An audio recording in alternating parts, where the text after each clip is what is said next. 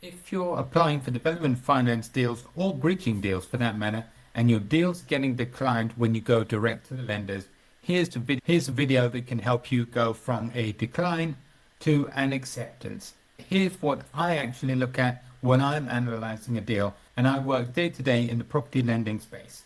For quick context, I run a brokerage that specializes in property development finance and bridging finance. I will focus more on development finance as that is what we get most, but a lot of these principles do apply to bridging finance as well. So the first thing that lenders look at is the obvious bits, the actual key numbers. What is the purchase price of the land or the property? What is the existing value if different from the purchase price? What is the end value? So what will it be once you've carried out the work you're planning on doing? And then also, what are the build costs for that property? So with loan to values, they do vary quite significantly, but typically you're looking at anywhere between 50% and 70% on a development deal, and from 60 to 75 on residential refurbishment deals.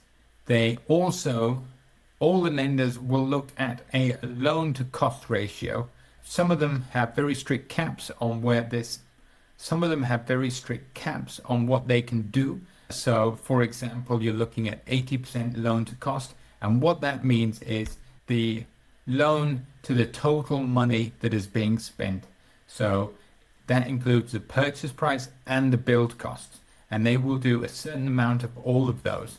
If you are looking at a deal where there is next to no profit, you're looking at 90% loan to value, something like that, it's just not worth the lender's time. And to be honest, it wouldn't be worth your time actually doing the deal.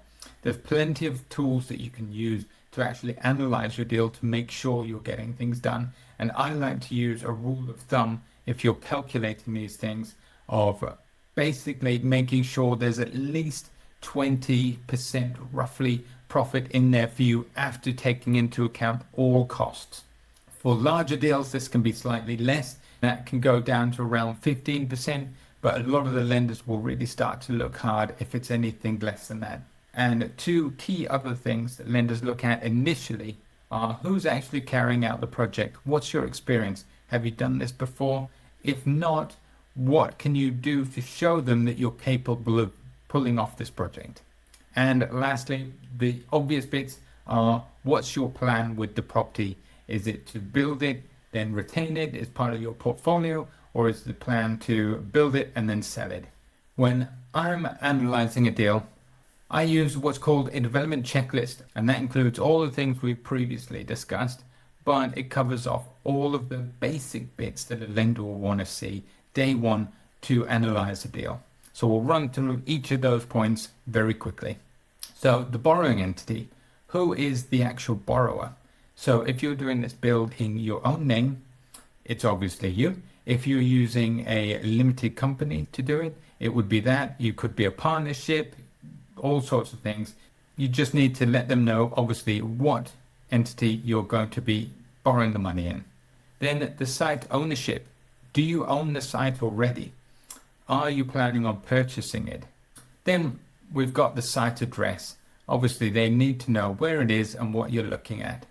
The current value and the purchase price, as previously mentioned, and the planning status. So this one is a key thing. Does it have outline planning? Does it have detailed planning? Where is it along the planning journey? Or is it just a patch of land that you're hoping to get planning on? If you have the planning details, it's always useful to add those in. Then you want to know the number of units and the square footage of those units. So is it 5 houses, 4 flats, whatever, just to include that so they've got the detail and understanding of what they're looking at. You want the end value to be broken down, if it is multiple units, into the separate units ideally. So if you got 500,000, 5 houses, but they're not all 100,000 each, specify there might be a 1-bedder, there might be a 2-bed, and make sure it's very clear what they equate to so they can very easily check your figures. If there's any SIL liability, so this is the community infrastructure levy, you want to make sure that you outline that, because that is a cost that you're going to have to cover and they need to know about it. Then, as mentioned, the exit strategy, sell, refinance, they're the two common ones. Then it's worth pointing out as well to the lenders what your actual funding and financials are like. So do you have any cash to actually put into the deal? If not, where is that cash coming from?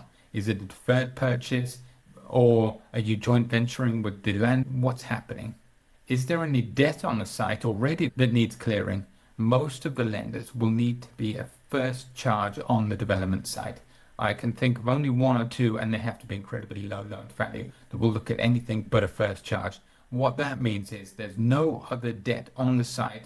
If there is, the lender's charge ranks first in priority if anything goes wrong and they need to repossess. Then the build's costs.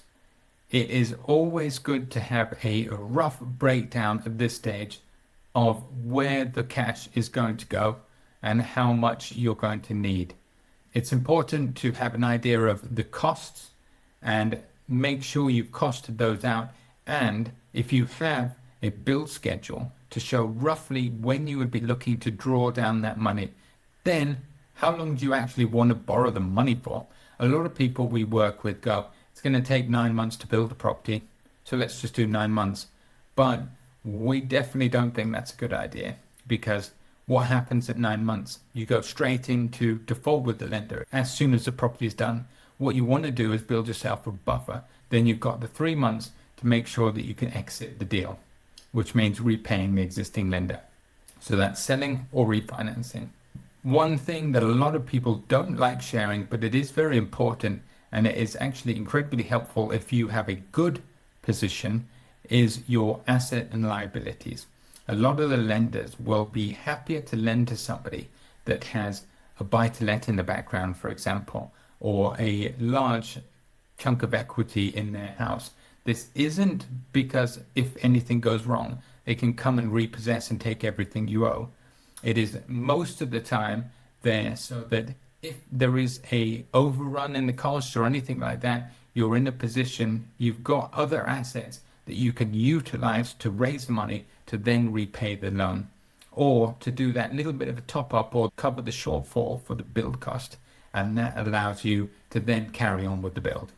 Then we've got the delivery side of things. So who will actually be carrying out the project? Is this you? Have you got a team in place? Have you employed a contractor on a JCT contract? All of those things, they come into play. We need to then know the experience. So if you're doing it, what have you done in the past? If you're using a experienced contractor, some examples of work they've done, their website's normally enough, because that will have lots of details on there as well. Then, have you thought about things like the build warranty? So all new build properties, in order to easily get refinanced, need a warranty to cover them for 7 to 10 years. Most lenders will require this at some point during the legal process. So it's always worth knowing and trying to get a quote on that, or even an idea at this stage of who you're going to be using, because they can be quite expensive if you get one later down the line. Then, and this is only if you've started work on the site, typically you'll need confirmation from the council or building control to show that the work that you've done to date is satisfactory. But ignore that if you haven't started. Then one of the other things that we do as well is to flag anything that might be a problem for the lender up front. So if you've got some credit issues, it's worthwhile pointing those out right at the start, as opposed to later down the line, once you've paid for some things, then they go, actually, we just noticed you've got a CCJ, you've got some credit issues. If we highlight those at the start, we can make sure that everything's agreed so there's no surprises down the line. If there's any quirks with the build, so if you're planning on utilizing anything that's a little unusual, we can make sure we cover that off as well. We've recently done something with some new styles sort of breeze blocks that aren't standard construction, and it's taken a little while for us to actually find a lender that's willing to let the borrower do that. Then any supporting documents that you might have as well. So if you've got the planning documents, if you've had a valuation done, if you've had some estate agent appraisals that go alongside your GDV analysis, all of those things are very handy to add in, and it just shows that you know what you're looking at and gives the lender a much better picture of the deal. So once we've got all those together, that is generally what we put together as a package for the lenders that we work with. And we find that 95% of deals can be funded or agreed in principle from just that information. Some will require a little bit of extra info depending on if it's a really rural property or if there's something a little bit unusual with the build itself. But most of this is quite a simple process, and a lot of the lenders lend hundreds of deals a year, so they can very quickly analyze it once we break it down as neatly as this. I have the development checklist on our website, as well as an example build schedule that you can download completely for free. So just follow the links below, go and download them, and hopefully they help you. And if you'd like us to help you with any deals, do feel free to get in touch, and we'll look forward to seeing you on the next video. Thanks so much.